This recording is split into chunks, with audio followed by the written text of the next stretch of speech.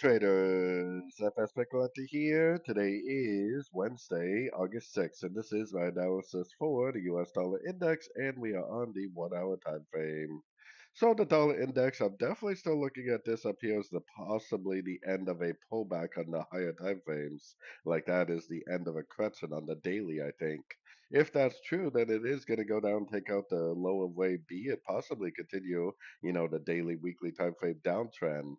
Now, we have been very, very sideways price action so far this week, and really very, very, very corrective looking. And we really haven't even made a 38% pullback yet. So it might be a good possibility that this does go up and, hit one of these higher Fibonacci levels. And this is like some sort of a 1, 2, 3 pattern right here, like an ABC pattern.